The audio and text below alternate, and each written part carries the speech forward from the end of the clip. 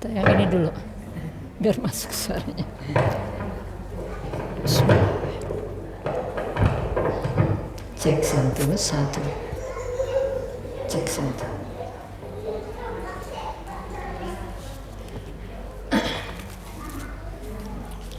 A'udzubillahi samii'il 'aliim minasyaitonir rajim. Bismillahirrahmanirrahim. Assalamualaikum warahmatullahi wabarakatuh.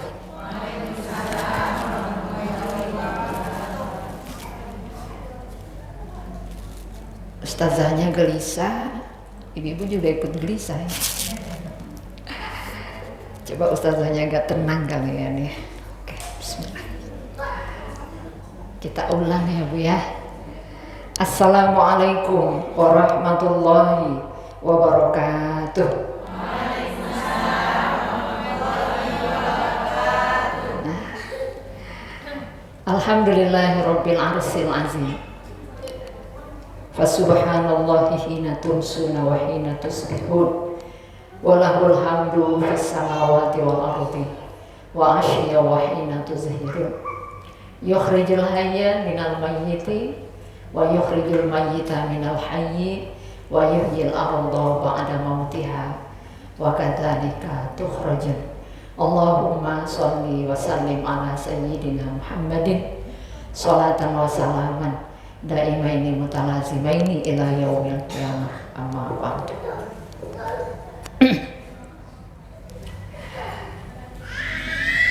Ketua Komunitas Muslimah Akhir Zaman, Ibu Renti yang saya hormati, beserta seluruh jajaran pengurus Musas Kota Pekanbaru. Yang saya hormati para tokoh-tokoh masyarakat, tokoh-tokoh organisasi, para tokoh komunitas pengajian ya, ataupun siapapun yang hadir di ruangan ini sebagai orang-orang yang barangkali didahulukan selangkah, ditinggikan seranting, didengar tunjuk ajar dan nasihatnya, yang barangkali sengaja hadir di pengajian Musas di hari Ahad ini, yang kita hormati, yang kita muliakan, dan yang istimewa yang kami banggakan, seluruh ibu-ibu muslimah yang memutar roda kendaraan, melangkahkan kaki, mengayunkan tangan untuk hadir di Masjid Al-Akhyar, Jalan Rambutan, rumah Allah yang mulia ini. Mudah-mudahan kita semuanya dirahmati dan dimuliakan oleh Allah Subhanahu wa Ta'ala. Amin ya rabbal alamin. Wajib bagi kita bersyukur kepada Allah Subhanahu wa Ta'ala. Tak henti-hentinya kita memuji Allah sejak kita bangun tidur dari pagi. Alhamdulillahilladzi ahyana ba'da ma amatana wa ilaihi nusyur. Sampai detik kita duduk saat ini ya. Banyak sekali progres kegiatan, aktivitas yang kita susun sedemikian rupa sehingga kita sejenak bisa duduk manis di sini dengan berpakaian yang lebih rapi, ibu-ibu tampak lebih segar ya ibu-ibu ya. Mudah-mudahan ini menjadi amalan istimewa kita di bulan Jumadil Akhir. Insya Allah sebentar lagi bulan Rajab akan menjelang. Salam sayang, salam cinta, salam rindu mari kita persembahkan kepada junjungan alam Nabi besar Muhammad sallallahu alaihi wasallam. Allahumma sholli ala sayyidina Muhammad wa ala ali sayyidina Muhammad. Assalamu alayka ya Rasulullah. Assalamu alayka ya Habibullah. Assalamu alayka ya khairul khalqillah. Sebaik-baik ciptaan Allah. Baik teman-teman sekalian, hadir bersama saya, di samping kanan saya, guru saya, sahabat saya, kakak saya, ibu saya, ya. Umi Hajah Deni Rosana. Iya, Nggak dengar suara ibu-ibunya ya. Pakai mic kan Umi nanti ya Umi ya. Coba Umi sekali ini. Assalamualaikum. Suaranya kenapa?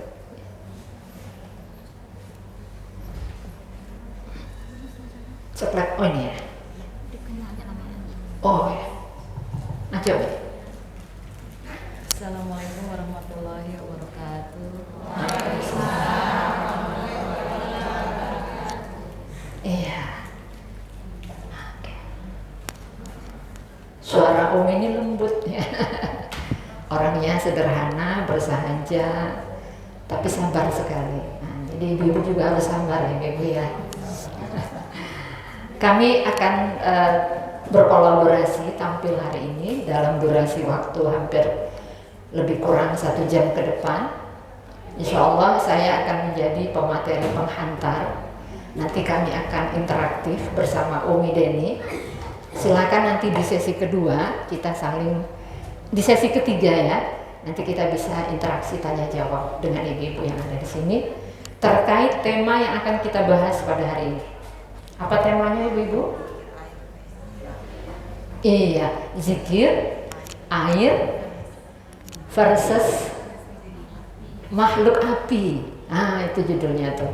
Zikir, air melawan makhluk api. Ya, itu judulnya itu Bu ya, insya Allah. Mari kita berserah diri kepada Allah. Kita baca doa di awal acara ini. Biar Allah bantu kita, dampingi kita, hadir bersama kita. Dan Allah memberikan keberkahan buat acara ini dari awal sampai akhir. Saya akan pandu membaca doanya, ibu-ibu. Aminkan, tolong aminkan ya. Baik. A'udzubillahi samii'il 'aliim minasyaitonir rajiim. Bismillahirrahmanirrahim.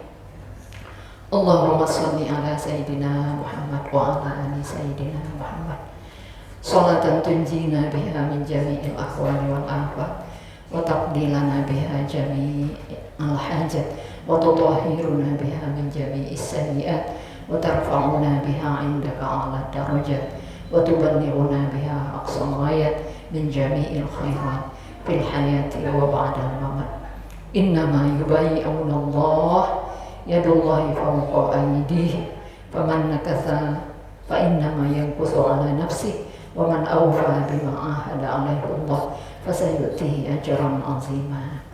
Allahumma ya qadiyal hajat, Allahumma ya kafiyal muhimmat, Allahumma ya dafi'al baliyat, Allahumma ya rafi'at darajat, Allahumma ya syafiyal amrad, Allahumma ya mujibad da'awat, Allahumma ya arhamar rahimin.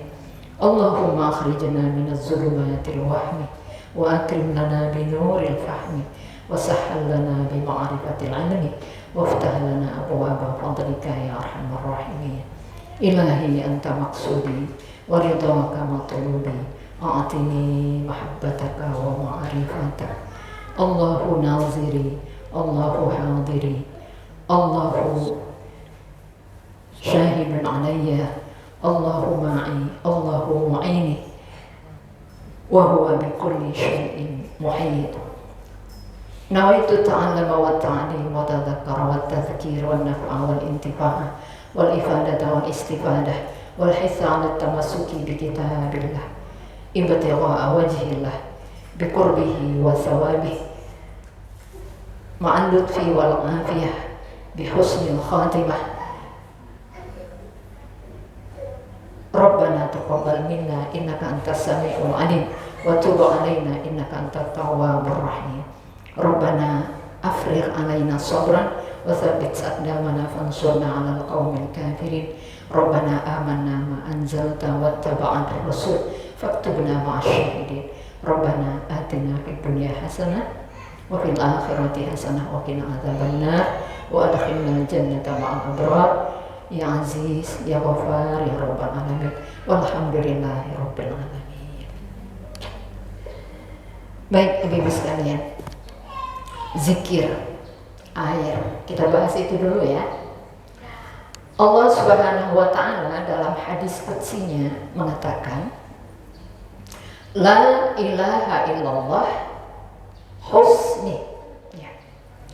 La ilaha illallah hisni. Faman qalaha dakhala hisni wa man dakhala hisni umina min azabi. Zikir la ilaha illallah adalah bentengku. Siapa yang mengucapkan la ilaha illallah berarti dia sudah masuk ke dalam bentengku. Lalu dia akan merasa aman dari azabku. Ini hadis qudsi. Hadis qudsi ini asalnya dari Allah tapi redaksinya dari Rasulullah. Dalam hadis ini, di antara sekian banyak jenis zikir, Allah mengatakan zikir la ilaha illallah secara spesifik. Kita tahu zikir itu ada subhanallah, alhamdulillah, Allahu akbar, macam-macam, banyak bentuknya, banyak ragamnya. Yang kalau kami diajarin tuh semuanya ada di buku Uqudul Juman. Ini untayan mutiara, zikir para waliullah, para kekasih-kekasih Allah.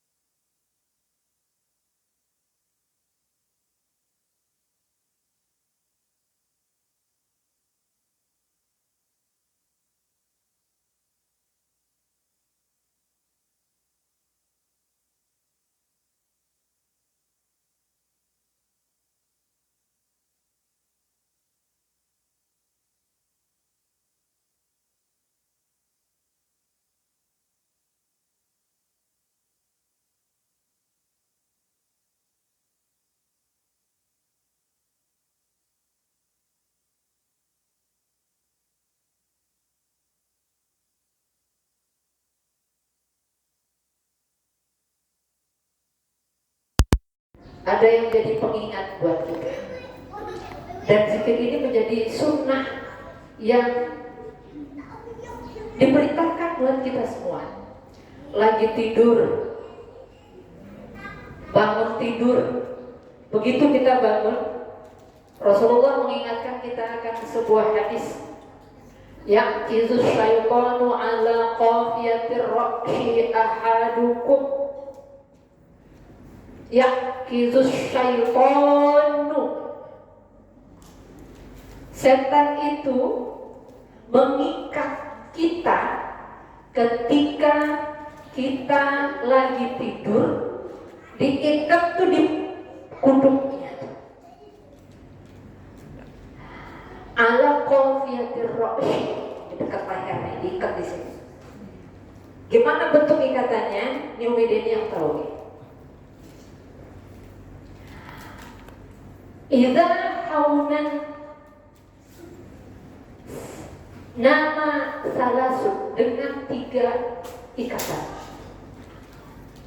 Uqdah, salasa uqdah. Yadribu kulla uqdatin makanaha 'alaika lailun tawilun farqun.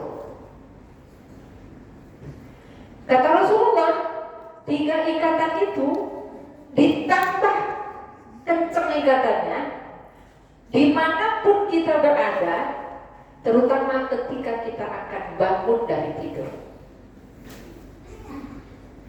Mulai itu jampi-jampi setan main tuh, jampi-jampi jin, jampi-jampi iblis main tuh. Lailun tawilun, hari malam masih panjang,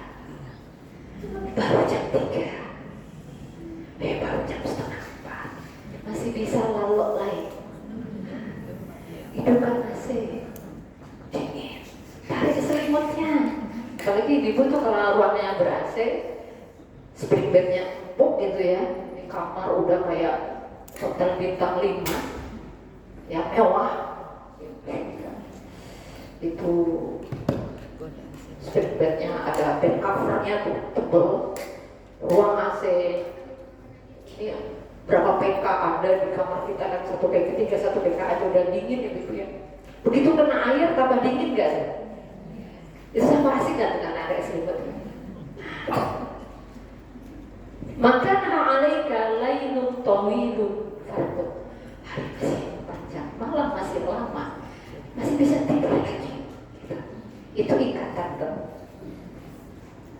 Lalu apa kata Rasulullah? Fa in istayqadha fa zakarallahu in halat uqdah. Ketika kamu mengingat Allah pada saat itu, fa zakarallahu in halat uqdah. Terbuka satu ikatan. Uqdah itu kayak kalau bahasa nenek saya dulu tuh kayak buhul, kayak ada ikatan matinya tuh.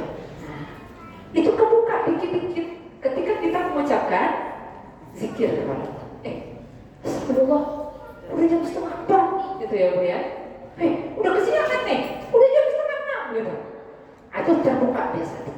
Cukupkah itu? Ternyata enggak. Mesti moving, berdiri, bergerak menuju kamar mandi. Karena di kamar mandi itu ada air. Apa kata Rasulullah? Fa in tawaddo'a in halat uqdah. Apabila kamu berwudu, maka lepas saja iqdah. Fa in shalla in halat uqdah. Jika kamu melakukan aktivitas yang lebih dahsyat lagi dari itu, diprogres lagi, bukan sekedar disiram sama air, tetapi mesti bergerak, rukuk, sujud, bangkit, menaikkan kaki, assalamualaikum, itu insya Allah in halat uqdah, lepas lagi satu ikatan. Lalu Allah Rasulullah tutup hadis ini. Ini hadisnya ada yang mengatakan ini riwayat Bukhari, ada yang mengatakan ini riwayat Muslim, ya. Yang jelas ini hadis sahih, ya. Apa kata Rasulullah? Fa asbaha nasyitan thayyiban nafsi wa illa ashaba hadithan nafsi kaslan. Apabila ada yang konsisten berzikir, moving, beraktivitas, maka yakinlah itu sepanjang hari Anda akan berada di posisi meaningful, berkesadaran, akan dijaga sama Allah apabila Anda lakukan itu. Tapi apabila Anda abaikan, Anda ikuti itu bisikannya, Anda lambat-lambat, kita atau ustazah, misalnya ustazah terjebak di talbisnya iblis, ya, atau di taswifnya iblis, nunda, apalagi kita pakai alarm di apa namanya digeser tuh apa namanya tuh, dimatiin, sampai jam 4:03 nanti ada kemudian lagi. Apa yang terjadi di kita? Kata Rasulullah bahasanya, wa illa asbaha haditsan nafsi kaslan. Maka yakinlah sepanjang hari itu Anda akan merasa bad, merasa bersalah.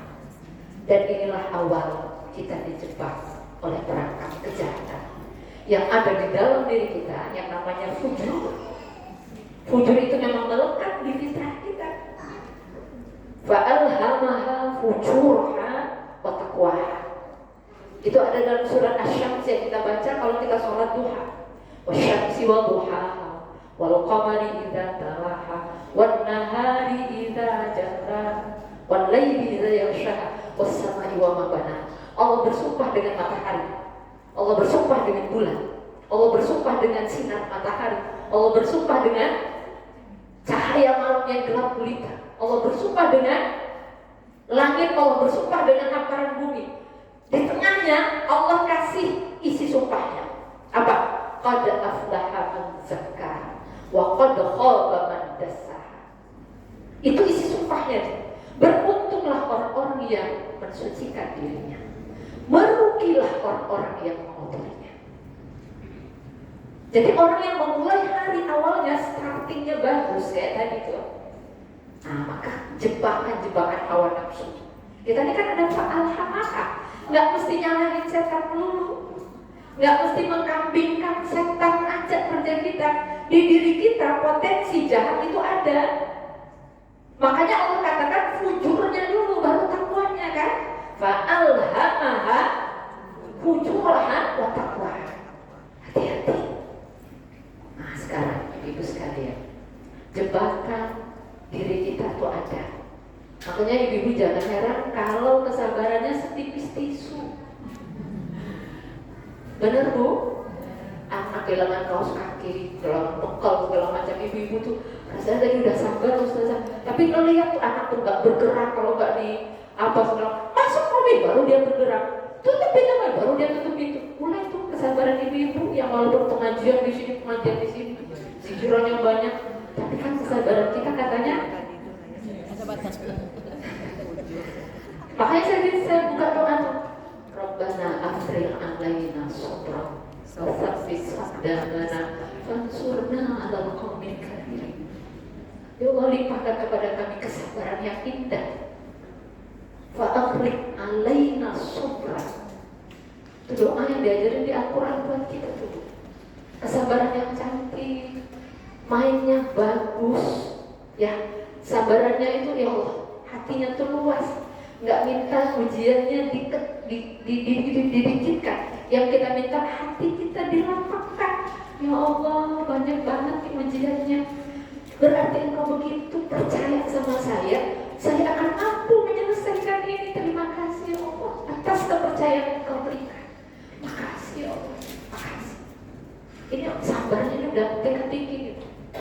Jadi ujiannya itu justru dia risau kalau nggak dikasih ujian. Ya, dia khawatir nanti saya itu tersesat di jalan yang lurus. Ada orang tersesat di jalan yang lurus. Ustazah, saya setelah ikut kajian Ustazah, Honda saya hilang. Suami saya selingkuh. Udah rajin sholat Ustazah, baca Quran, hafal Quran. Oh masalah jadi bertubi-tubi. Ada gitu? Justru masalah datang ketika kita sudah mulai hijrah, udah mulai berubah. Ada yang kayak gitu. Apa yang terjadi? Ini yang dikatakan orang yang tersesat di jalan yang lurus. Makanya kata Ustaz Abdul Somad, ketika ujian itu datang, sesungguhnya disitulah Allah lagi menghapus dosa-dosa kita, naikin level derajat kita. Tadi kan yang kami minta, Allahumma ya Rafi'ad darajat, tinggikan derajat saya ya Allah. Wah kan gitu. Banyak tuh yang kita minta. Itu tetangga saya Ustazah. Sholat enggak, ikut kajian enggak, rezekinya lancar, suaminya cakep, mobilnya Pajero, Expander. Nah ibu, ini yang disebut dengan istidraj. Nggak dipandang Allah lagi, dibiarin, bahkan dikasih support gitu. Abis itu kita dijatuhin. Mana yang mau kita? Makanya Umar bin Khattab kalau nggak dikasih ujian, malah dia galau gitu. Kalau dikasih ujian, tanda sayang, tanda cinta. Meja dibikin, manfaatnya buat apa? Buat apa meja dibikin kayak gini? Tempat nulis, mau letakin ini, kan Bu ya? Pasti ada alasan tuh Allah ciptain ini nih buat kita. Di bendera dibikin buat apa Bu? Untuk menunjukin keberadaan kita, eksistensi organisasi, eksistensi negara. Ini buat apa nih dibikin? Untuk menjadi penopang bangunan. Nah kita dibikin apa sih manfaatnya buat Allah? Buat apa?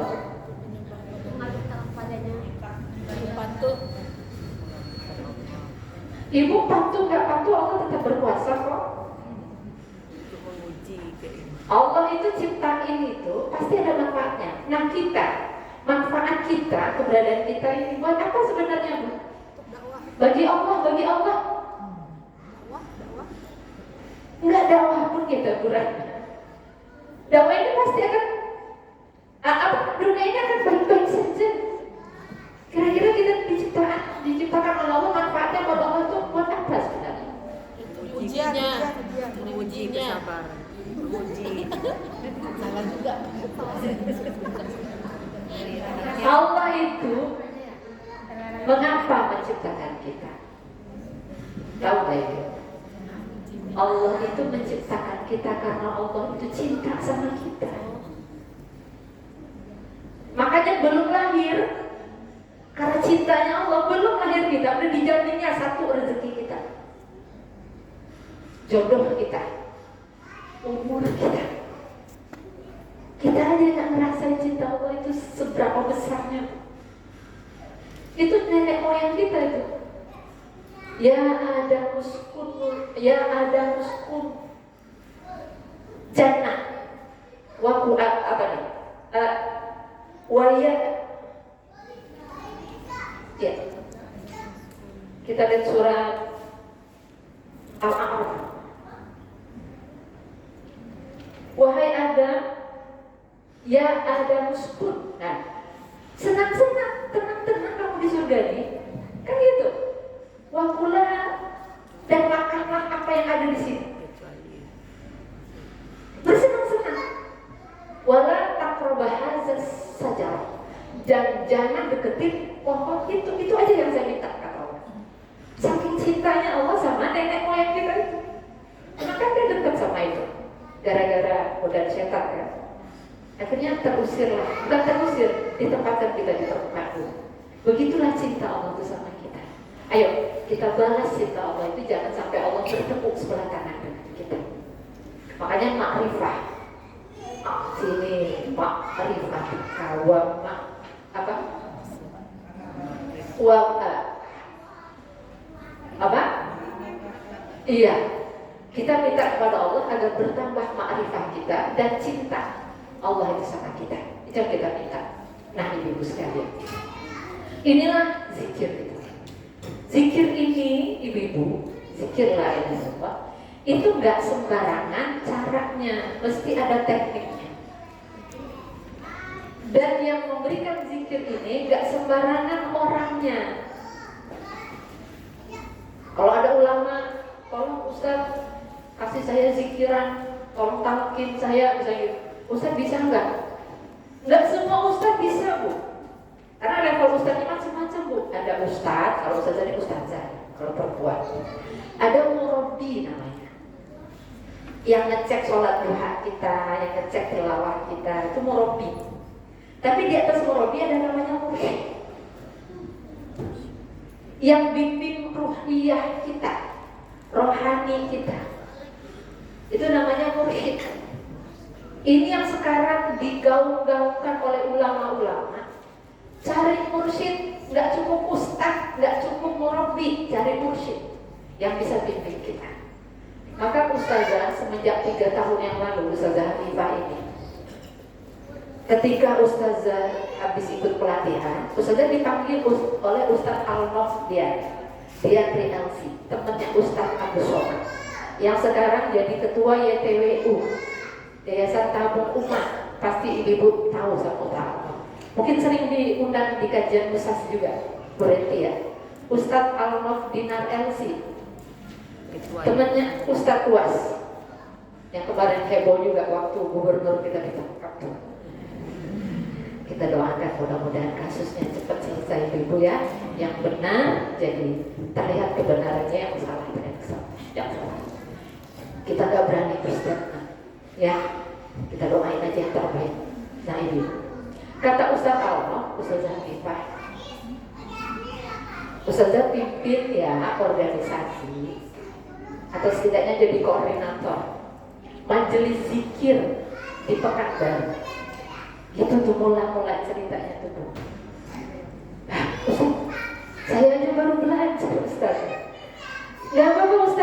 Ustazah yang pimpin. Saya dipanggil ke rumah Quran Nurul Azhar yang di Jalan Paus. Dikasih mandat, dikasih amanah. Ustazah itu belajar. Makanya Ustazah mesti mencari disiplin ilmunya. Kemana saya harus belajar Ustaz? Kalau nggak ke Sumatera Utara, ke Jawa Barat. Gitu. Makanya kemarin Ustazah belajar, lanjutin S2-nya tuh ke sana.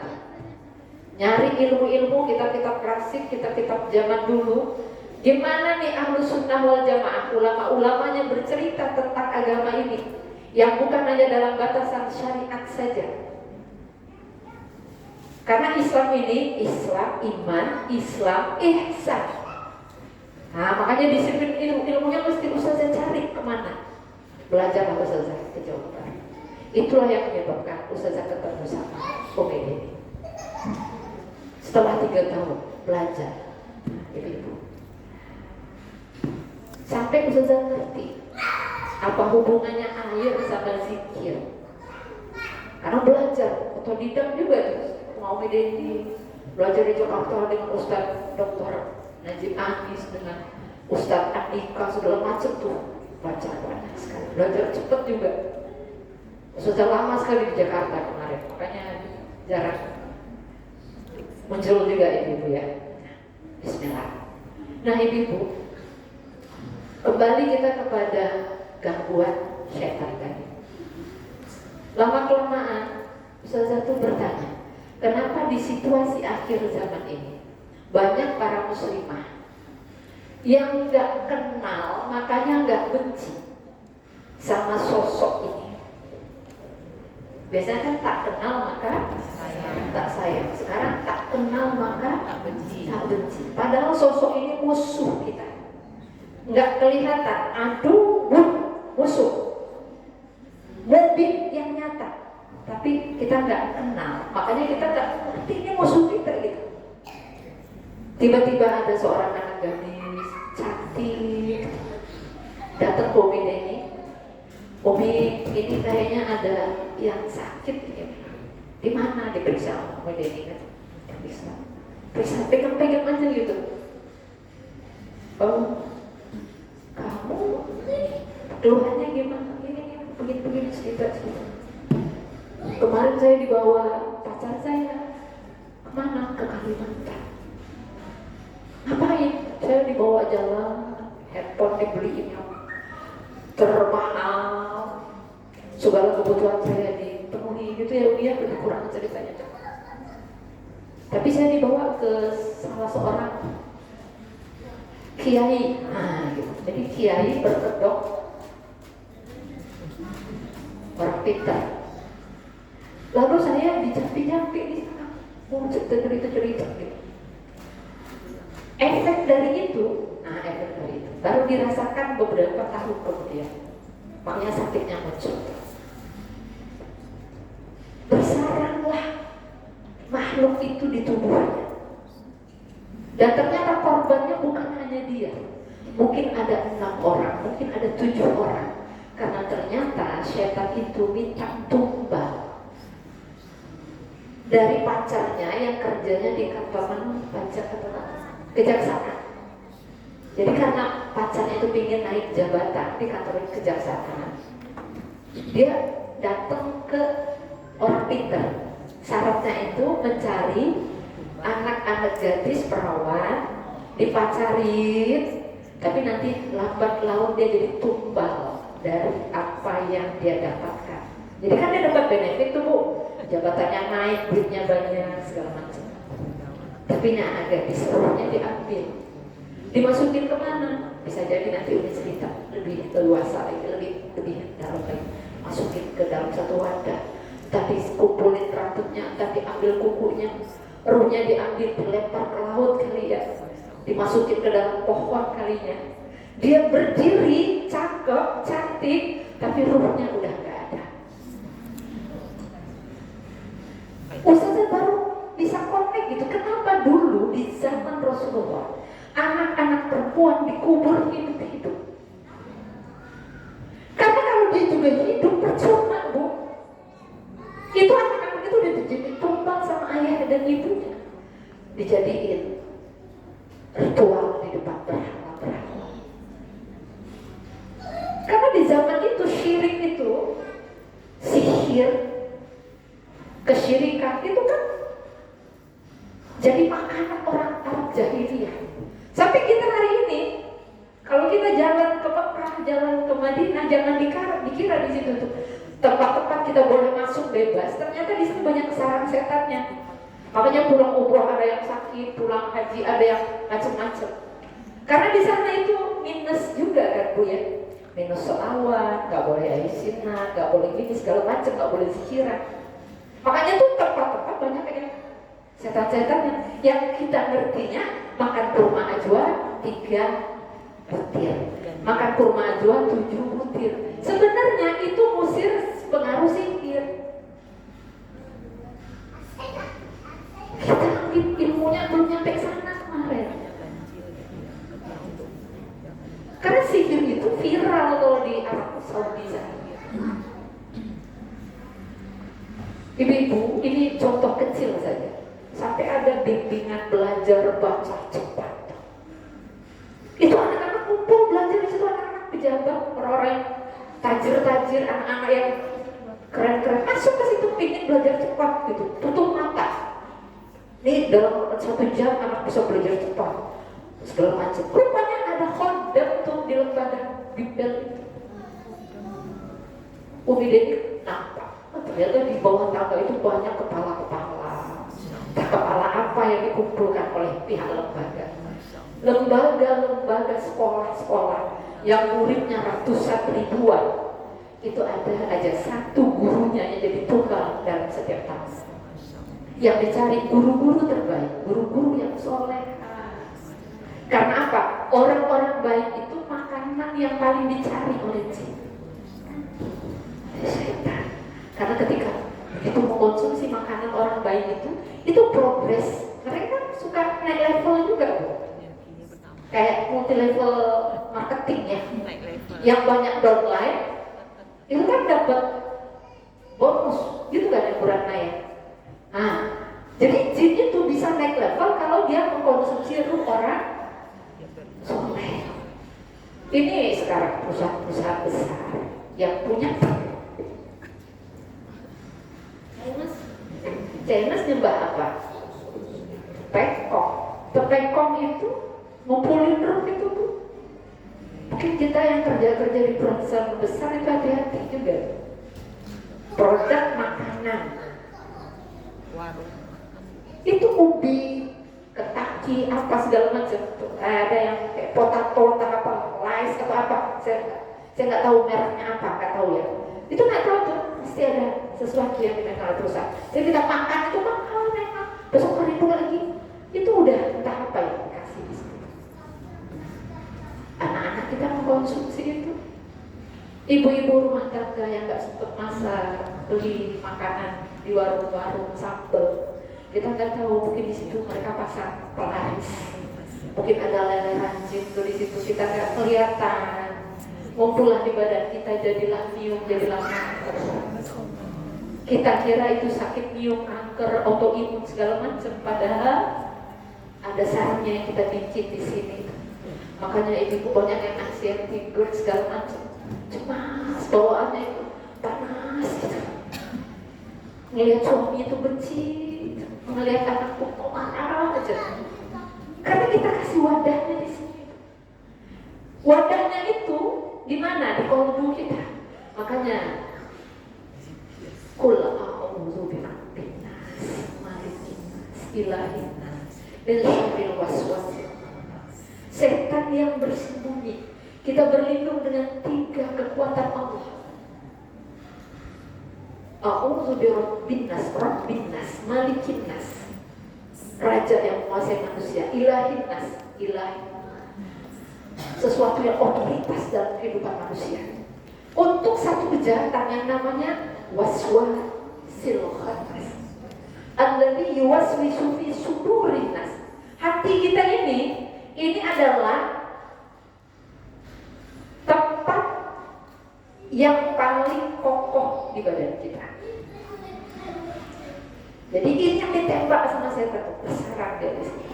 Makanya perlu dibersihkan dengan ucapan La ilaha illallah, La ilaha illallah. Segala sesuatu itu ada pembersihnya. Dan pembersih kolbu kita yang banyak asapnya ini, yang banyak sombongnya ini adalah ucapan La ilaha illallah. Likulli syai'in saqalah. Segala sesuatu ada pembersihnya. Kita cuci piring aja beda kan Bu ya. Kalau cuci piring pakai Mama Lemon, betul? Kalau cuci baju pakai Daya, betul? Kalau semprot kaca beda lagi. Beda-beda tuh. Likulli syai'in saqalah. Wa saqalal qalbu bila ilaha illallah. Nah, Ibu, teknik zikirnya seperti apa? Apa aja yang dibaca? Kemarin pagi itu kami di majelis zikir baca zikir yang namanya zikir tam. Mungkin ada teman-teman TKN yang hadir, beberapa orang di sini. Baca zikir tam itu Bu, baca yang latif aja 2 jam duduknya. Ini yang pipit tuh. Karena kalau kita zikiran nggak pakai guru, kita bisa dilariin setan. Makanya harus ada mursyid yang membimbing kita. Ini muktabarah apa enggak? Kalau sudah direkomendasikan oleh Ustadz Al-Nof, Ustadz Abdus Somad, ini berarti muktabarah. Mursyidnya Kamil Mutakamil. Cari deh mursyidnya di mana aja silakan, tapi yang mesti Kamil Mutakamil. Yang dia sempurna bisa menyempurnakan ruh murid-muridnya. Biiznillah, karena izin dari Allah. Itu baca zikir tak, itu nggak bisa pakai tasbih biasa Bu, nggak bisa yang biasa, portable biasa, tapi mesti pakai yang digital. Karena ya latifnya 16.000 kali, iya 641 kali, 16.641 kali. Jadi kalau duduk itu bisa 2 jam, ya latif aja. Salawatnya 10 kali yang biasa, tapi ini 100 setiap baca salawat. Allahumma sholli ala sayyidina Muhammadin nabiyil ummi wa ala alihi wa sahbihi wa barik wa sallim. Itu 100 kali. Dia ada 12 kali, berarti 1200 kali. Makanya kalau mau zikiran tak 5 jam mesti tahan dulu. Tapi makanya kami itu kalau bikin zikiran tak itu memang benar-benar lihat waktu. Karena harus dikondisikan. Makanya kami itu zikiran biasa-biasa aja. Karena levelnya masih level belajar berat. Yang 10 kali, atau yang 3 kali. Kalau sibuk 1 kali. Yang penting zikiran 1 hari. Habis sholat ada namanya zikiran harian. 165 kali setiap habis sholat. Nah, setiap habis sholat. Saya pilih yang ini karena ini milenial. Kalau kita nggak sempet nggak apa-apa. Boleh dikodok, boleh semampu kita. Kita ini kan banyak yang sibuk ya Bu Ratna ya, bayar pajak, mau pergi arisan, mau pergi nge-gym, bingung mungkin ada yang mau pergi perawatan, ada yang mau pergi zumba segala macam. Ini cocok buat ibu-ibu milenial. Makanya saya pilih itu, dan ada aplikasinya di media sosial. Belajarnya mudah, tinggal pencet aja aplikasi. Masya Allah, ini modern sekali cara bersuluknya kata saya. Karena suluk model lama mesti masuk ke lampu, betul? Pergi kita ke Rombol sana, pergi ke Kampar sana banyak sih tempat suluk. Maksudnya maksudnya nggak bisa begitu.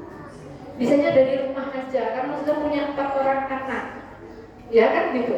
Ya mesti kerja, mesti kerja juga, mesti beraktivitas juga. Kayaknya ini lebih, dan memang ini di apa ya? Dipersembahkan buat muslimah-muslimah akhir zaman. Nanti siapa tahu ada teman-teman yang mau belajar zikir. Ini bisa hubungi teman-teman TKN yang ada di sini. Dulu mungkin pernah diadakan zikir di sini.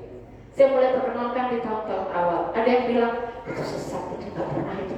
Ada yang muncul macam-macam tuh berita. Tapi saya yakin apa yang diamanahkan oleh Ustadz Abdus Somad itu saya percaya. Dia guru saya, guru Ahlus Sunnah wal Jamaah. Ini yang merekomendasikan Ustadz Al-Nof.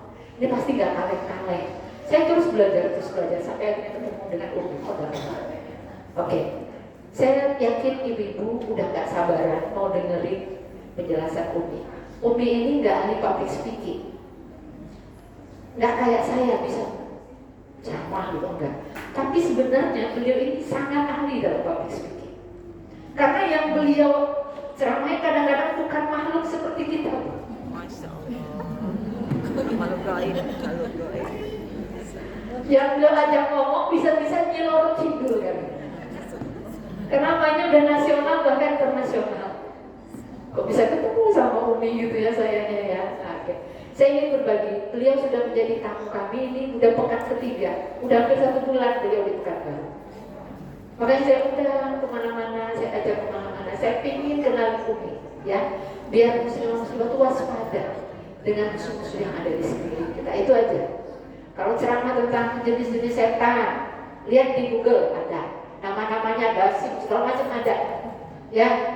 Mau tahu apa cara kerja strategis pasti ada. Tapi kita tuh butuh orang yang mentestimoni, yang betul-betul bisa memberikan pengalaman ruhiyah kepada kita. Ada apa dengan ini, ada apa dengan ini. Oke, kita interaktif sebentar Umi. Umi, kita sedang berada di studio 1 di televisi. Assalamualaikum Umi. Ini kameranya udah standby. Assalamualaikum ibu-ibu sekalian.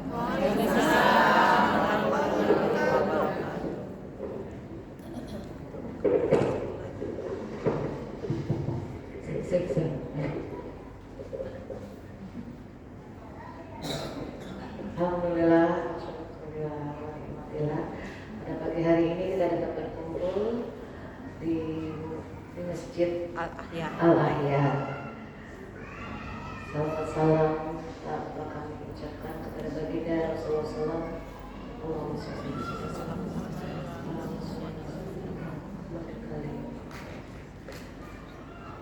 Alhamdulillah pagi ini saya diberi kesempatan oleh Ustazah Hafifah untuk berdialog dengan ibu-ibu mengenai apa dulu nih? Oke. Ngobrol aja ibu dulu ya. Umi katanya sejak kecil udah ngamalin zikir. Itu emangnya papa mama dulu gimana tuh? Cara gambarnya kok sejak kecil mandi tobat sejak kecil sampai hari ini ya mandi tobatnya nih. Kok mesti mandi tobat? Kenapa mesti pakai air? Ini banyak pertanyaan yang ada di benak saya dan benak ibu-ibu saya kebaca tentang pakai air. Ada apa tuh? Kenapa sejak kecil udah diajarin mandi ke segala macam itu ceritanya gimana? Papa Umi siapa sih?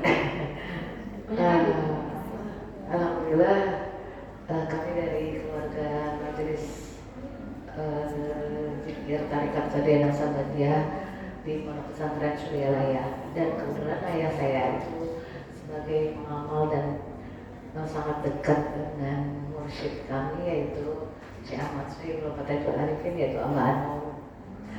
Jadi sejak kecil sering bawanya ke tempatnya Abah itu. Oh, sejak kecil? Iya, sejak kecil masih umur berapa ya? 5 tahunan lah. Gitu. Jadi saat itu juga masjidnya masih bentuk papan, kayu-kayu gitu. Belum sebagus sekarang itu saja. Karena memang orang tuanya itu berasal dari Tasikmalaya yang dekat lah, nggak jauh dari tempatnya Abah Anwar. Dan di sana kita belajar zikir, belajar kalau dulu tuh diajarnya pergi haji gitu. Ayo kita pergi haji gitu. Oh gitu rasanya ya. Tempatnya apa? Nah, karena memang di sana banyak orang, terus ada tidur gitu ya, seperti orang pergi haji gitu saja. Biasanya jam 2 malam nanti kita bangun, mandi tobat, sholat dan sholatnya itu banyak sekali saja. Banyak sekali. Ada 110 rakaat yang 110 setiap hari kita lakukan. Dan memang Abah itu mengajarkan kita bagaimana sunnah-sunnah Rasulullah itu jalankan. Jadi kita ingat bahwa mi'rajnya Rasulullah ke Sidratul Muntaha itu untuk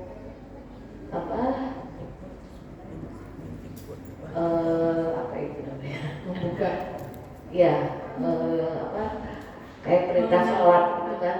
Perintah sholat tadinya sholat itu berapa 50 rakaat, tapi sama Rasulullah jangan ya Allah tuh tak sanggup gitu kan. Akhirnya kan apa kayak minta diskon lah gitu sama Allah, akhirnya dikasihlah kita sholat 17 rakaat. Nah, tapi dengan guru kami Abah Anum itu mengajarkan kita sholat yang banyak. Sholat apanya tuh? Jadi kita mulai jam 2 malam ya. Jam 2? Iya. Bangun? Bangun. Wow. Jam 2 malam kita mandi taubat. Mandi? Mandi pakai angin. Jam 2? Jam 2. Ibu mandi tadi jam berapa? Subuh. Jadi mungkin itu sejak kecil aku diajarin situ. Iya. Jam 2 bangun, Iya, jam mandi 2 gitu. bangun. Jam 2 bangun, mandi taubat. Terus kita sholat syukur wudu. Kalau kita di masjid kita sholat tahiyatul masjid, sholat syukur wudu, sholat taubat. Kalau kita mau tidur belum sholat tahajud dan istikharah, kita ganti itu di tahajud, sholat hajat, sholat istikharah, sholat tahajud 12 rakaat, sholat tasbih setiap malam kita lakukan. Kalau orang-orang kan setahun sekali seumur hidup. Aku tahu aja. Ya tapi alhamdulillah dengan yang Abah ajarkan ke kami itu jadi apa ya, membekas di jiwa kami untuk mencintai baginda Rasulullah SAW dengan sunnah-sunnah yang diberikan. Ya semoga tujuannya adalah untuk mendekatkan diri kepada Allah dan untuk mencintai Allah dan Rasulnya gitu. Iya. Jadi ini Abah Anum ini termasuk guru spiritual kali kalau sekarang. Iya, guru spiritual yang memang terkenal di. Tapi bukan KDM kan nih? Bukan. Sama-sama orang Jawa Barat juga. KDM itu termasuk muridnya juga saja. Abah Anum juga ya, dulu pernah nyantri di situ. Belum pernah ngantri ya. Oke, udah lupakan KDM. Sebentar, kita Abah Anum dulu lah.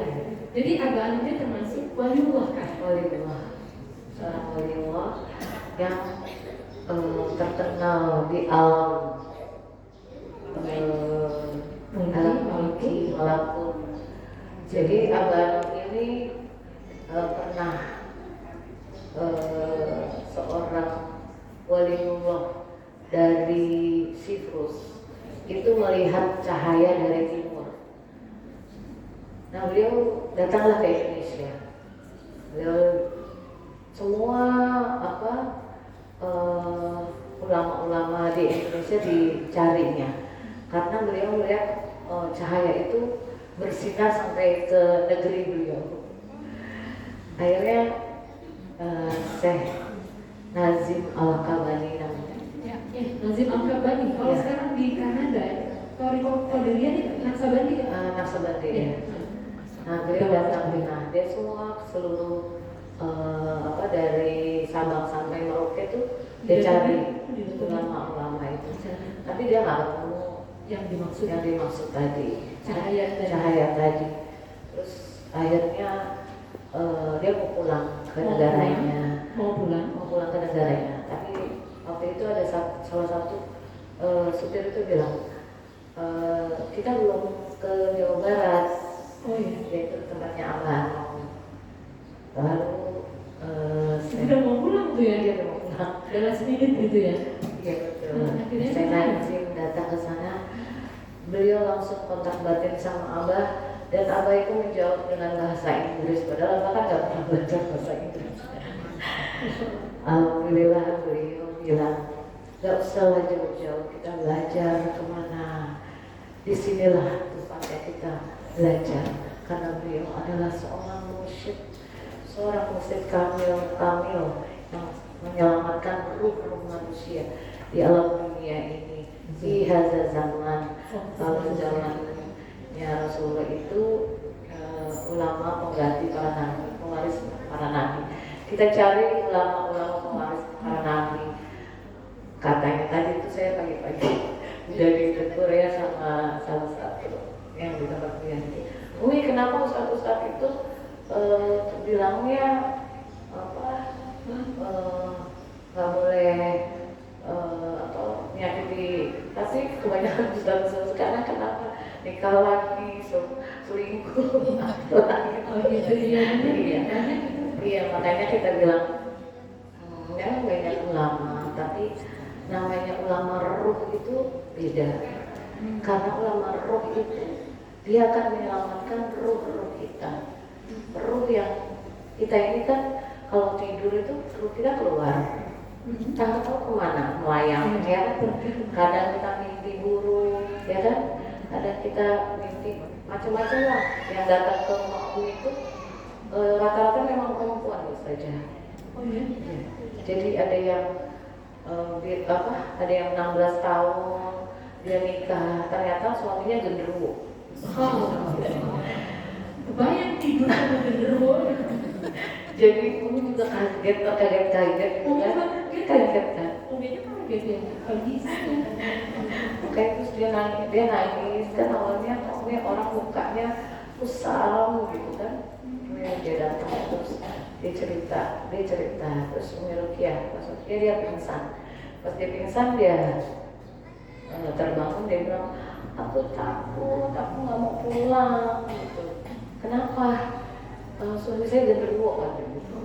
Masya Allah, terus ya alhamdulillah terus Umi selamatkanlah dia. Gimana cara nyelamatin itu?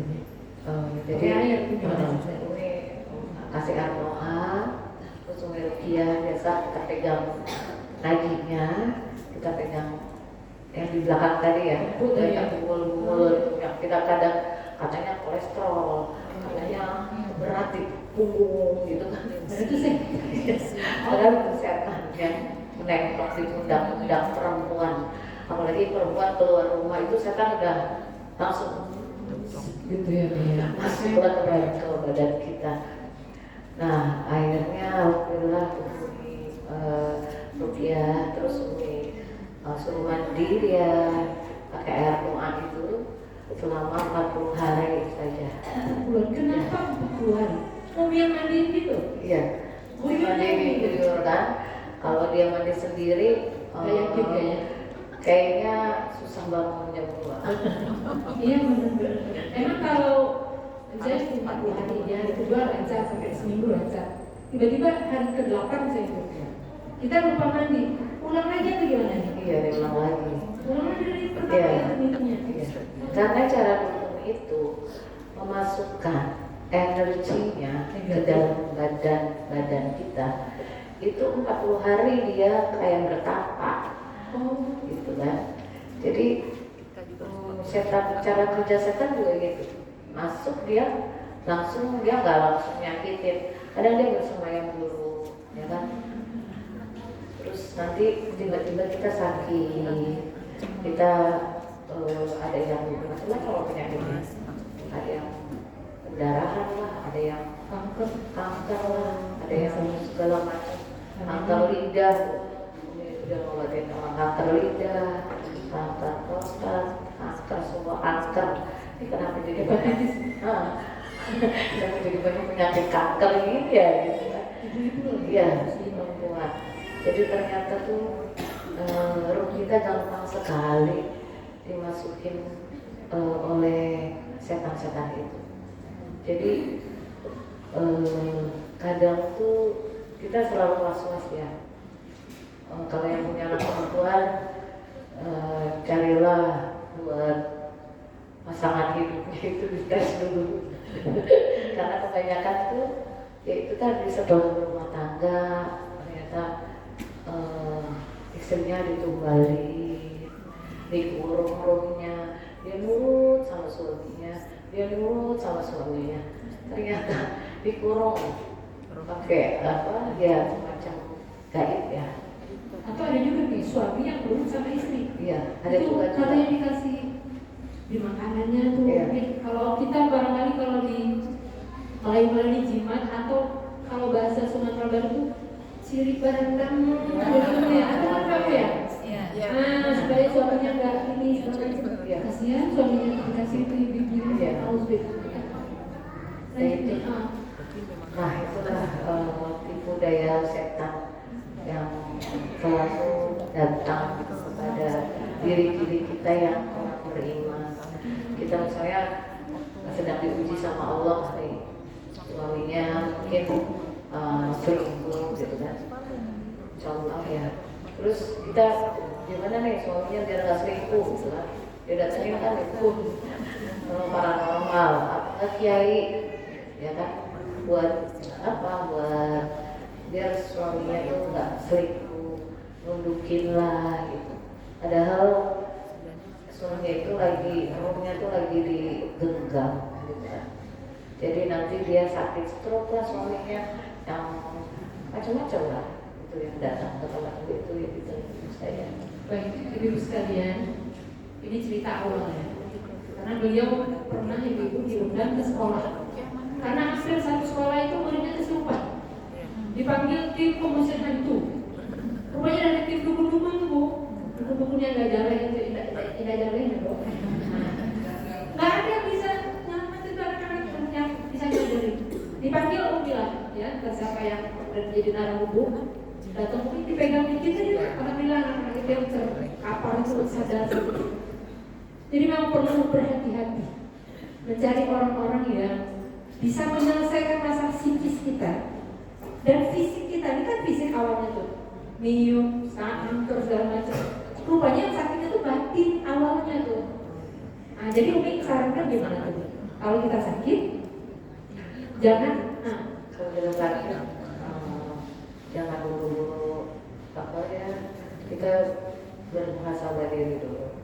Kita bangun malam, kita sholat tahajud, kita mohon petunjuk kepada Allah, kita berzikir. Mungkin dalam kita beribadah kepada Allah sungguh-sungguh itu kan kita diberi petunjuk. Jangan gampang kita datang ke orang pinter lah. Ada yang sekarang kiai dia pakai juga. Itu pengalaman Umi juga sih. Umi benar. Jadi bukan yang sengaja gini. Jadi waktu itu Umi belum bisa ngobatin waktu itu kan. Belum bisa ngobatin. Belum. Jadi waktu itu ayah Umi itu sakit. Terus tiba-tiba datang orang ke rumah. Dia minta sumbangan karena dia mau melahirkan. Terus suaminya katanya sakit, nggak bisa punya biaya. Terus dia bilang gini, Bu, di sini ada yang sakit ya? Ini kaget kok dia tahu.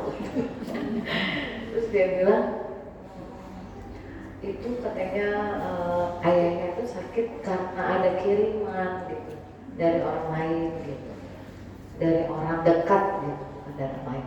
Terus saya bilang, apa iya ya? Dulu tuh nggak percaya dengan apa kayak gini gitu kan, kita nggak tahu. Terus pas dia bilang datanglah ke abah saya, dia bilang kita udah di Cibondo lah, nggak jauh lah dari dekat rumah. Terus tapi saya bilang gini, ya Allah, saya takut ini sirik, saya takut nanti kita nggak bertanya-tanya terus akhirnya kita terjebak syirik gitu kan.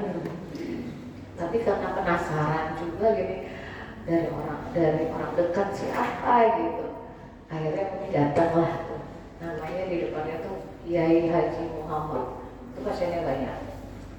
Terus karena Umi anak itu yang datang itu anak angkat, jadi Umi itu dipersilakan masuk duluan, nggak ngantri gitu. Nah di dalam itu ada seorang pemuda, dia mau pelet pacarnya gitu. Nah, dia ada foto di apa yang ada apinya, pipa, minyak gitu. Terus ada foto anak gadis itu. Terus sebentar ibu ya, ini saya ada pasien saya. Nah itu dia bilang, namanya Wati waktu itu. Yang namanya Wati. Wati lagi ya, namanya Wati ya. Di sini. Ambulan di sini. Terus saya si Pak Kiai bilang, sebut namanya, Wati aku cinta kamu, Wati aku cinta kamu gitu. Penyanyi Umar gitu kan. Karena Umi takut gitu kan. Ya alhamdulillahnya udah punya benteng zikir tadi. Akhirnya Umi tertunduk sambil zikir, sambil Umi berdoa, ya Allah gitu kan, jaga saya, lindungi saya, sambil zikir khaufi namanya. Nah tiba-tiba itu terlihatlah jin itu keluar dari api itu saja. Terus tiba-tiba pergi kan jika itu. Oke, ini ya orang melek tuh gitu kan. Terus mungkin sematinya lagi bengong, lagi tidur, masuklah mungkin ke mati itu. Iya. Terus karena Umi liatin gini, ngapain sih dia nih ngelet-ngelet segala, kok ternyata jodoh itu bukan dari Allah ya. Jodoh itu bisa datang dari setan gitu kan. Akhirnya tuh karena dia malu, Umi liatin gitu. Terus dia pelan. Terus kata yang kencang, mana dengar di sana gitu kan. Umi jadi ingat, pantesan Umi sama orang tua Umi kalau suruh zikir tuh yang kencang banget gitu. Oh iya, iya bener nih. Jadi dijaharkan. Jadi zikirnya gini, la ilaha illallah, la ilaha illallah. Berzikirlah seperti itu. Ternyata ini pelajarannya di situ. Oh, pantes ya. Orang tua itu selalu ngajarin kita tuh zikir yang keras, zikir jahat, supaya itu tadi kalau kita ada gangguan, kita nggak tahu. Mungkin kita ada salah ngomong, apa kita dia orang jahat di sekeliling kita nggak tahu. Nah itulah tadi, ada tetangga kita mungkin ada pesugihannya, kita nggak tahu. Makanya kenapa zikirnya itu ditarik dari pusat ke kanan ke kiri. Itu saya tadi dulu waktu kecil, kenapa sih zikir gitu? Ternyata itu ada maksudnya. Jadi zikirnya itu untuk membentengi diri kita dari setan yang akan masuk ke dalam diri kita. Kita bentengi itu supaya mereka tidak masuk gitu. Nah disitulah ada pelajaran. Jadi teman-teman sekalian, sebentar ya, kalau kita ikut majelis zikir itu kita memang fokus zikiran. Jadi zikir itu ada yang disuarakan. Jadi kalau di majelis kami itu, apalagi kalau Umi yang pimpin, itu kalau ada uminya tuh suaranya kayak disambar geledek tuh, ya. Karena kan Umi ini harus menarik energi negatif. Kan yang datang tuh macam-macam kita dengar ya. Ada yang aman-aman aja level stadium 1 ya. Ada sampai stadium 4 gitu, macam-macam tuh. Oke. Ada kita tuh merasa seperti biasa-biasa aja padahal soalnya ternyata kita tuh mungkin menjadi media juga sama syaitan itu. Itu yang ditarik sama zikir itu. Makanya satu sama lain harus mengencangkan suaranya. Karena membantu satu sama lain. Tapi sebenarnya majelis zikir kami itu bukan itu sih maksudnya ya. Itu hanya salah satu benefitnya gitu. Jadi beliau kan datang sama suaminya nih, ada Ustaz Ahmad. Ustaz Ahmad tuh kon. Nanti beliau akan hadir juga bersama kita, ambil doa dan membaca salawat lah.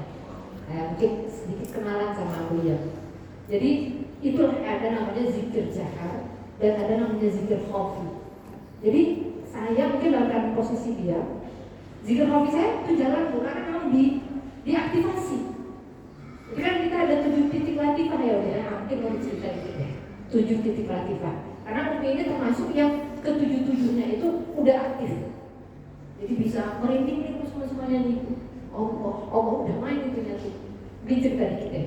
Bukan pamer-pamer ya Bu ya. Biar kita tahu nih dunia perzikiran itu kayak mana gitu. Ya, karena di Pekanbaru majelis taklim banyak. Saya pun ya, saya kan PKMT provinsi Bu. Saya Majelis Ulama Indonesia provinsi. Saya pengurus di sana. Ada majelis salawat, ada majelis taklim, majelis circle kajian banyak sekali. Tapi majelis zikir itu jarang sekali. Kecuali di suruh-suruh atau di mana. Jadi makanya perlu kita sosialisasikan, kita edukasi. Ayo, yang zikiran kayak begini, yang majelis taklim kayak begini. Karena bisa jadi majelis taklim itu bagus, kita dapat ilmu. Otodidak S1, S2-nya dapat di situ. Tapi pulang, kita mungkin minus amalan. Nah, amalan itu juga perlu. Zikir mana yang muktabar? Zikir mana yang betul-betul ada syaratnya? Ya, di syaratnya jelas. Ada namanya Syah Bahauddin As-Sabandi, Yusuful Hamdani, Habibul Ajami. Itu syaratnya sampai kepada Rasulullah. Jadi kalau dalam Thariqah Alawiyah ada, Thariqah Pahlawiyah ada Thariqah Mu'tabarah ada. Tinggal pilih aja. Ya, salah satu di antaranya apa yang Thariqah yang dikenalkan oleh Umi Deni begitu. Silakan Umi, lanjutin. Ya. Jadi di dalam diri kita itu kita punya 7 latifah. 7 latifah itu 7 nafsu itu kan. Ada sifatusir, latif, qawli, wilayah. Kalau kita itu adalah wilayah Nabi Isa, ada wilayah Nabi Musa, ada wilayahnya Rasulullah. Ada ada nafsu, nafsu, marah, pelit, pikir, apa lagi sombong. Nah itu ada di sini di pikiran-pikiran kita. Makanya kita berzikir itu kita menarik energi ilahi ya Allah, nur ilahi Allah itu yang masuk ke dalam jiwa kita. Tapi kita itu kalau kita berzikir ada mursyid itu beda dengan kita berzikir dalam buku atau baca-baca gitu kan, ijazah ya. Tapi kalau kita talkinkan itu adalah memasukkan bibit iman, tauhid kita itu nanti terbimbing kita jadi nggak malas. Terus kalau kita sakit hati itu jadi bagaimana supaya nggak sakit hati, nggak dendam, berbaik sangka. Terus kayak terbimbing lah roh kita itu. Jadi kita yang diinginkan dari diri Rasulullah itu suri tauladan yang baik. Jadi apa yang di dalam diri Rasulullah itu kita ikuti teladan-teladannya. Misalnya kalau kita dimaki orang biasanya kan maki lagi. Tapi sholat zikir itu beda. Jadi kita jadi orang kasihannya dia nggak tahu, lebih berempati, lebih kita memaafkan jiwa yang berkasih sayang. Kalau ada yang jahat sama kita, nggak perlu kita jahat lagi. Tapi kalau misalnya kita belum bisa ketemu orang yang jahat itu kan kita bisa kayak menghindar dulu. Untuk apa? Untuk supaya kita tuh nggak emosi gitu, jaga diri kita gitu. Jadi itu yang diajarkan sama guru kami Al-Anum. Jadi alhamdulillah sifat-sifat itulah yang kita cintai Rasulullah. Kenapa Rasulullah dulu gitu kan? Kenapa sih Rasulullah nggak marah? Kenapa ya? Gitu kan kita cari gitu kan. Oh ternyata Rasulullah itu berzikir saat di Gua Hiro itu sebelum menjadi nabi kan Rasulullah ditalkin dengan malaikat Jibril, Iqra bacalah. Nabi Adam ini ditalkin ya? Iya, ditalkin. Semua para nabi itu ditalkin. Talkin karena orang yang mati. Nah kita kan mau mati, bukan yang saat mati sakarat maut kita talkin itu ruhnya udah kemana? Udah nggak ada di situ. Kadang-kadang ya ada yang kelayaban kemana, nah susah itu kan. Tapi kita saat inilah, saat kita sehat, saat kita ada di jasad kita carilah guru mursyid yang bisa membimbing roh kita untuk apa? Untuk dekat dengan Allah, untuk kita bisa mudah beribadah kepada Allah. Ada cerita menarik dari Umi, kenapa beliau bisa punya keistimewaan ini? Masih kita simpan ceritanya. Kita mau tampung dulu pertanyaan dari teman-teman. Silakan menghubungi kami di line telepon. Mungkin ada teman-teman yang ingin bertanya, mungkin MC deh yang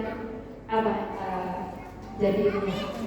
Mungkin Silakan ke depan. Silakan MC.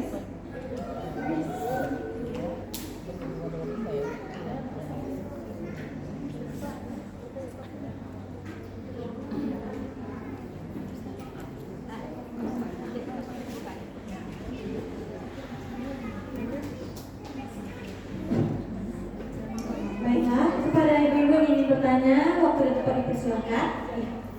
Baik ibu, sebentar ya.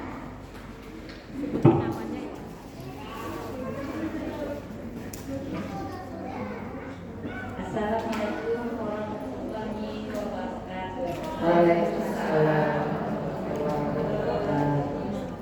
Tanya Umi, apakah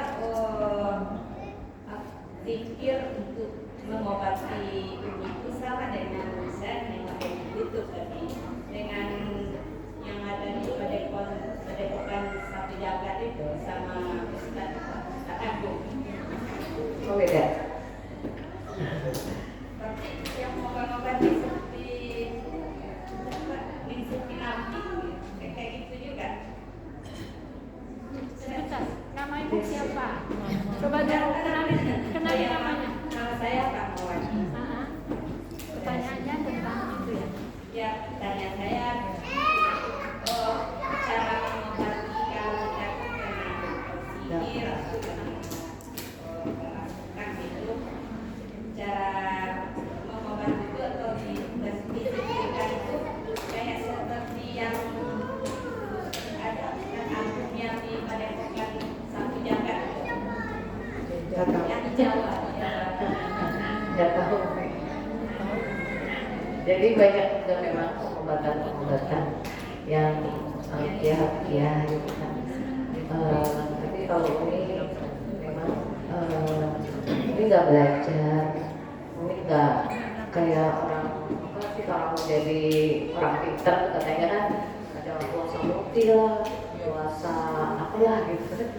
Dan tiba-tiba aja itu kan Umi dapat apalah hidayah ya dari Allah gitu kan saat Umi umur Ramadan di 2006. Jadi Umi 2006 itu karena ayah sakit, udah ke dokter kan nggak sembuh. Maksudnya ke dokter nggak ada penyakit, kita bingung sakit apa gitu. Ternyata Umi minta petunjuk lah di Masjidil Haram 2006 dan alhamdulillah di hari Jumat 3 malam Umi itikaf cuma berzikir ya seperti yang diajarkan Mursyid Umi, berzikir. Alhamdulillah Allah membuka hidayah, dikasih petunjuk gitu kan. Saat itu Ramadan di akhir Ramadan. Jadi ada seorang orang tua nenek ya satu berniat ya Allah saya ingin itikaf gitu kan. Tapi saat itu perjalanan itu ini nggak segampang itu saja karena diuji lagi kita menstruasi. Sedang umroh itu. Iya, sedang umroh itu. Aduh, gimana ini mau itikaf, mau minta petunjuk gitu kan. Terus akhirnya Umi bilang sama Allah, ya Allah gimana ini mau minta, maksudnya minta petunjuk, minta doa, tiba-tiba dikasih haid gitu. Terus gimana udah Lailatul Qadar gitu kan. Ada ujian di situ. Tapi tiba-tiba tuh ada bisikan. Jadi saat berdialog dengan Allah itu ternyata ada suara gitu. Memangnya kalau mau dapat Lailatul Qadar harus dilihat ibadah kamu saat ini. Sana ambil air zam-zam, mandi dan terus Umi lari kan ke Marwah itu beli jerigen. Terus Umi ngantri karena waktu itu masih ada sumur zam-zam, kalau sekarang udah nggak ada. Nah terus Umi lagi ngantri itu ada askar yang nyuruh Umi ke depan, nggak usah ngantri. Terus Umi bilang nggak takut kan yang ngantri gede-gede badannya gitu. Akhirnya dia ambil selangnya langsung dimasukin ke dalam jerigen. Umi langsung pulang ke hotel. Nah di hotel itu ada dokter Diana namanya di RSUD Tangerang, dia itunya apa prakteknya, terus sama 2 orang ibu, yang satu ibu ini baru kehilangan anaknya kerja di Kalimantan, yaitu yang dia kena sihir di Kalimantan. Terus ada lagi satu ibu yang dari Tangerang, ya alhamdulillah Umi mandi dengan air jam-jam itu dan memang berhenti. Walaupun dokter itu bilang ini nggak bisa pakai mandi, ini harus dia bikin alat reproduksi wanita.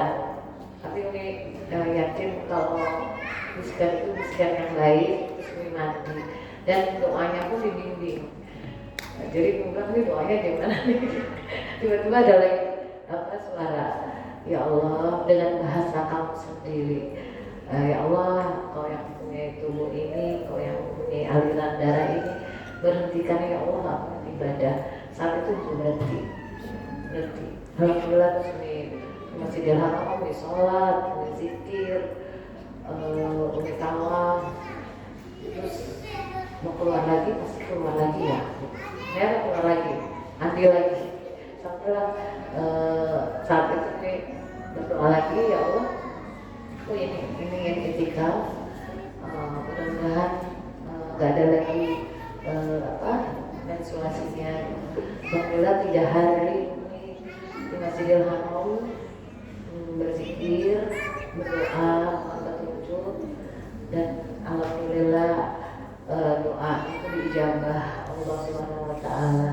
Karena saat pulang Umi ke Indonesia, ayah Umi meninggal, tapi dalam waktu itu beliau beramanah untuk meneruskan silaturahmi ke Amba Anom, melanjutkan zikir, melanjutkan amalia yang sudah diberikan. Kami datanglah ke Amba Anom untuk menyampaikan apa yang ayah Umi sampaikan. Ada beliau bilang, kamu pulang umroh? Iya. Doa apa di sana? Dia bilang doa